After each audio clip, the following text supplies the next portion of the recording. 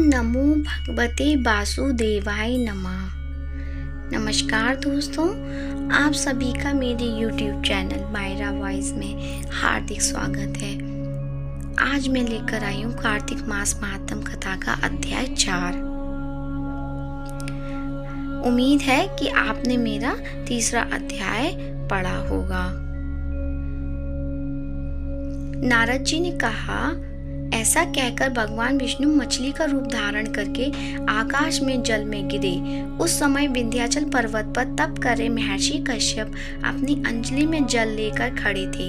भगवान उनकी अंजलि में जा गिरे। महर्षि कश्यप ने दया करके उसे अपने कमंडल में रख लिया। मछली के थोड़ा बड़ा होने पर महर्षि कश्यप ने उसे कुएं में डाल दिया।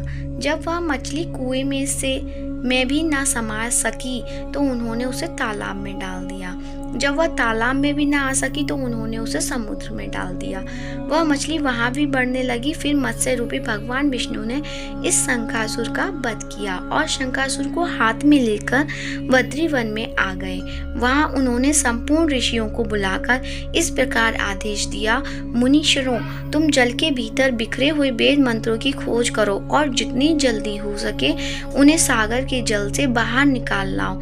तब तक मैं देवताओं के साथ प्रयाग में ठहरता हूँ। तब उन तपोबल संपन्न महर्षियों ने यज्ञ और बीजों सहित संपूर्ण वेद मंत्रों का उद्धार किया। उनमें से जितने मंत्र जिस ऋषि ने उपलब्ध किए वही उन बीज मंत्रों का उस दिन से ऋषि माना जाने लगा। तदंतर सब ऋषि एकत्र होकर प्रयाग में गए और वहां उन्होंने ब्रह्मा जी सहित भगवान विष्णु को उपलब्ध हुए सभी वेद मंत्रों समर्पित कर दिए। सब वेदों को पाकर ब्रह्मा जी बहुत प्रसन्न हुए। उन्होंने देवताओं और ऋषियों के साथ प्रयाग में अश्वमेध यज्ञ किया। यज्ञ समाप्त होने पर सब देवताओं ने भगवान से निवेदन किया, देवादिदेव जगन्नाथ, इस स्थान पर ब्रह्मा जी ने खोए हुए वेदों को पुनः प्राप्त किया है और हमने भी यहाँ आपके प्रसाद से यज्ञ भाग पाए हैं। अतः यह स्थान पृथ्वी पर सबसे श्रेष्ठ पुण्य की बुद्धि करने वाला एवं भोग तथा मोक्ष प्रदान करने वाला हो।